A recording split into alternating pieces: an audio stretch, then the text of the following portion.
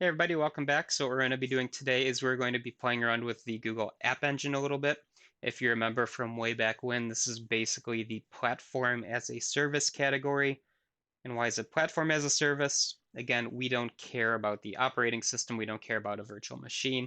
We just want to deploy an application to the cloud and have it be accessible to others. Now, accessibility can be through an API endpoint, can be through a browser URL, which you'll be getting for this code lab. But again, we're not configuring a server. It's already there for us. So this will be basically deploying a web app using Python. So we're going to be using Flask for that, which is a very low overhead type of web server. So without further ado, let's go ahead and do that. Now I'm going to pop over here, and on my left I've got the code lab. I'll link it down below and in the blog. And on the right here I've got my Google Cloud Console up and running. I need to get the Cloud Shell popped open because this is all going to be done in Cloud Shell. So we see that the account is correct. I see that the project is correct.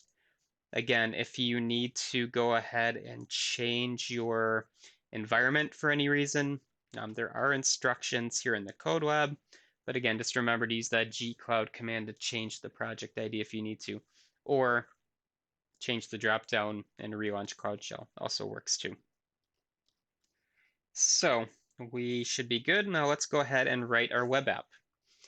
So first things first, let's actually what I'm going to do is I already did this. So let's change this to hello world.back because I don't need that.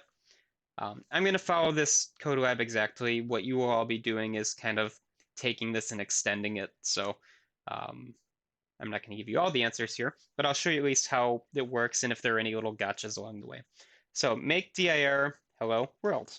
Okay, so we created a directory for hello world. Now let's go inside of it.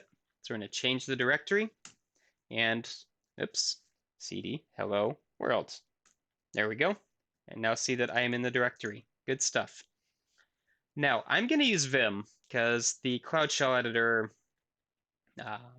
used it once, and I'm a Vim user, so you're just all going to have to deal with that.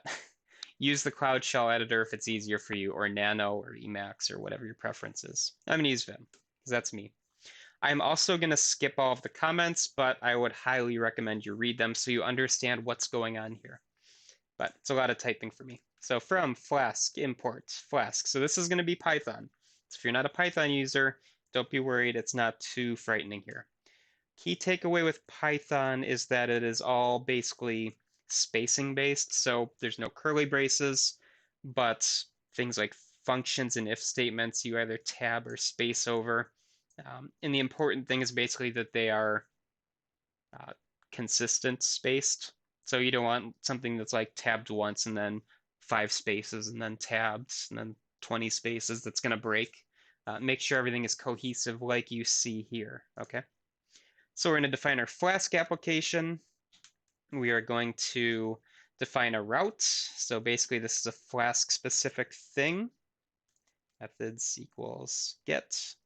And what we are telling Flask here is that the root, sorry, let me change the color scheme here. That's not as abrasive on you all. Basically, this is saying when I visit this application, so the root of it, I want to call this hello function, and we're going to use get, which if you've ever done web development before, you have get or post. Get means we're going to use a query string. So you're going to do like a URL question mark, then some data. That's how we're going to get information later on. If you defined like a web form with a submit button, you'd want probably post. So def hello, so let's define a hello function. Auto tabbed for me, so let's return hello there. And what I want is a backslash and an n because we're actually going to be getting this through the terminal as well. So we need to say give us a line break, otherwise it's not going to look very pretty. Now let's define our main function. So if name equals main, this is a Python thing for defining your main function. App.run host equals localhost. Port equals 8080. Debug equals true. Again, this is a Flask specific thing. Flask is your web server. We're telling it run on the local server. Use a particular port to access it. If If you don't know what ports are, that is a kind of a low-level networking slash web type of thing. Basically, we are just saying, how do we enter into this server to get the data? And you're going to give it an identifying number. Most websites are in port 80.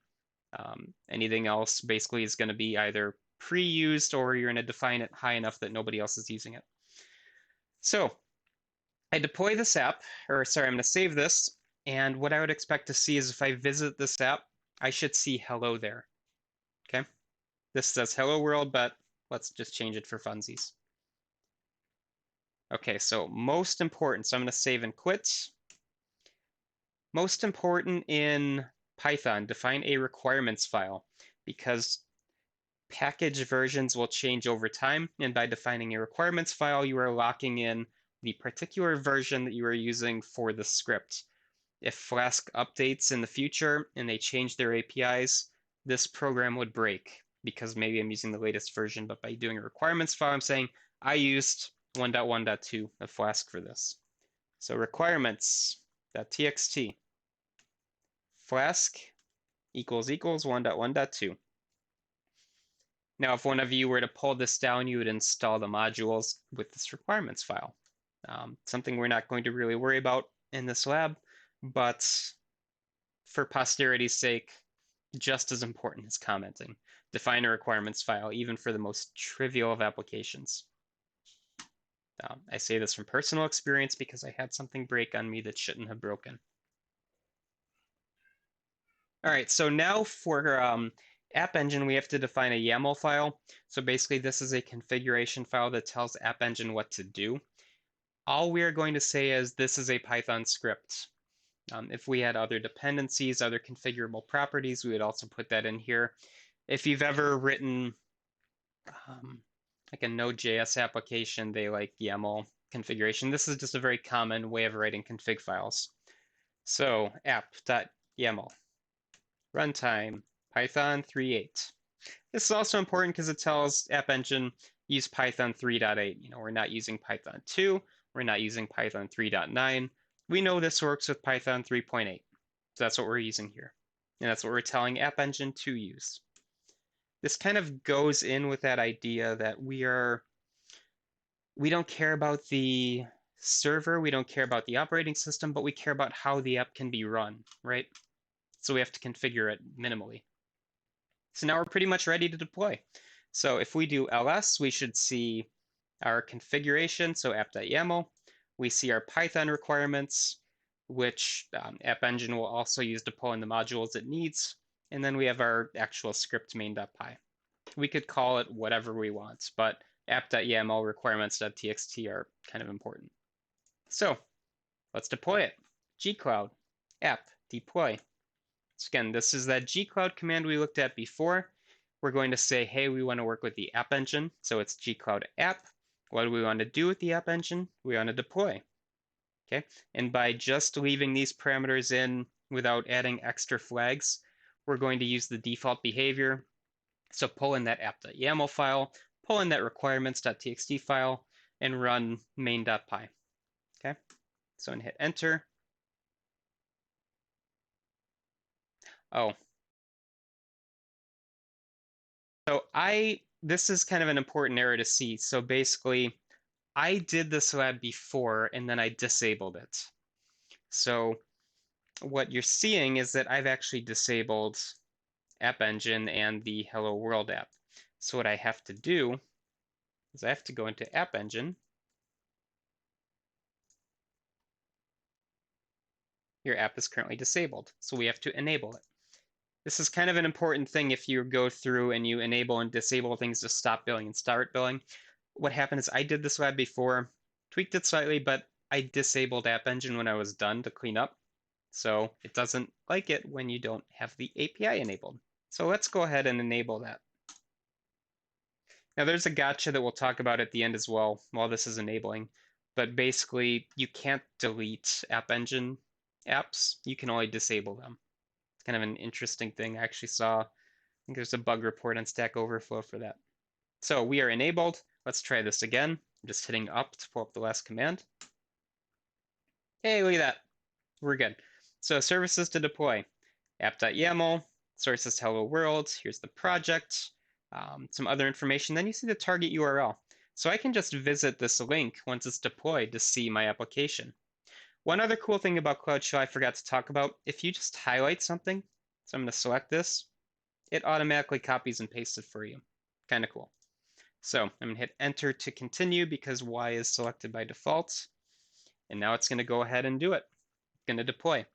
So it's taking these files in this directory and uploading them to cloud storage.